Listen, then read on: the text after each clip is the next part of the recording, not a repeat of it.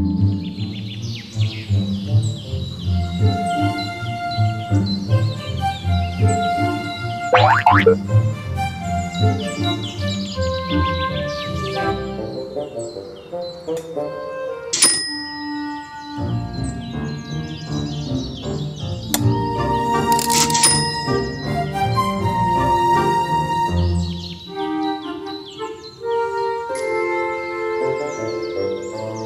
morning. It's Thursday, May 16th. And this morning I want to talk about a topic that is an ongoing problem. And this particular problem is with air traffic controllers. It seems like we can never have enough of them. We are about 3,000 short this year. And last year we were short about 1,800, and then we hired 1,800, but we had 1,800 defections. So now we're 3,000 air traffic controllers short. And they make between $60,000 and $200,000 a year. And I don't know why there's such a large range. And I think the starting salary may be a little bit on the low side for a job that requires an intense attention to what you're doing. So I'm not sure that the pay scale is 100% correct. But the average air traffic controller is earning about $130,000, which seems like a pretty good salary. But these are just more than average working class people. They work in an intense environment. You know, the minute something wrong happens in that business, lives are at stake. So I'm not sure that $130,000 a year is enough, but it's certainly very reasonable. And here are some other facts that we ought to understand. So the ups and downs in the hiring cycle have kept the air controller stabs shorthanded.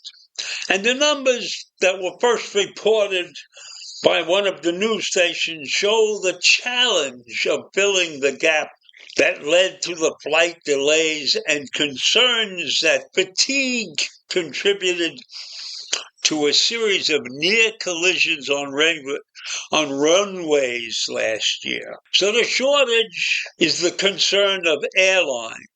It's the concern of controllers.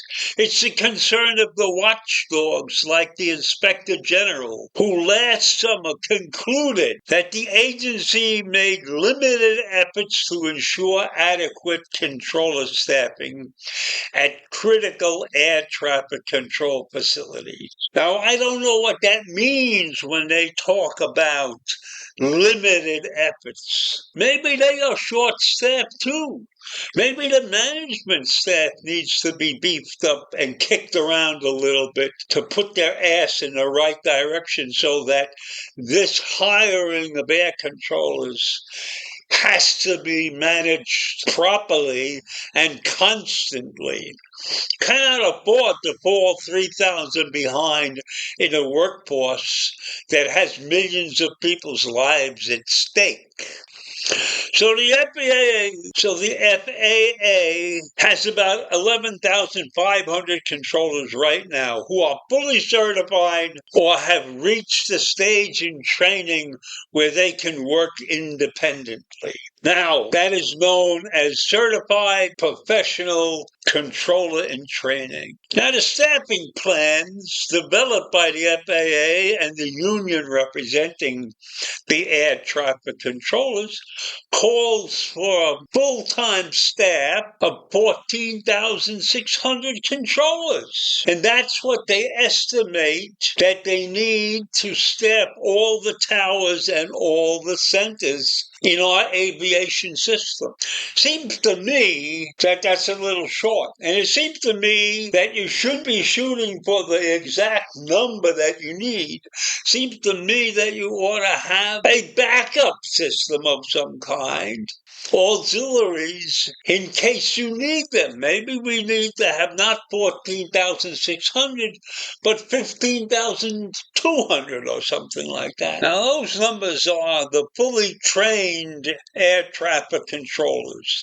The people who are in training are not counted in any of these numbers. So last year, as I told you before, they hired 1,500 and they lost 1,500. A Academy, the average pass rate rate is between 60 and 70%. So this is not an easy job to get. It's a lot of work involved, a lot of training involved. And there are only about 109 in the training cycle right now because so many dropped out. So in this hiring cycle, so to speak, they hired around 160 workers. But when the union president looked over the numbers, he said that is only 6 new controllers for the entire year because of the ins and outs of the hiring process. So the FAA right now is looking to hire 1,800 controllers in the current year. So if you know somebody who's smart and agile, maybe you ought to tell them if you're having trouble finding a job that they should look to be an air traffic controller. But I don't know that everybody's equipped to manage the tension that goes with that job. So you might have to see a psychiatrist or a psychologist to prepare yourself to take on the responsibilities of an air traffic controller. So the air traffic controllers are particularly concerned as the carriers have been working diligently to meet record summer the coming weeks. And carriers have had to cut back their schedules in congested areas to accommodate the air traffic controller shortage at the expense of travelers who are seeing fewer flight options in many markets. And that's a statement by the Air Traffic Controllers Group. So right now there has been a major aviation policy bill passed in the Senate, and it's waiting for the House to vote because it needs a House vote because it requires the agency to maximize hiring for the next several years. This bill also instructs the FAA to install additional simulators at air traffic control sites to speed up the training process. So the current understaffing means that controllers at many facilities are regularly working overtime to cover the gaps. And that's not a good situation when you're wearing out the current staff because you're short.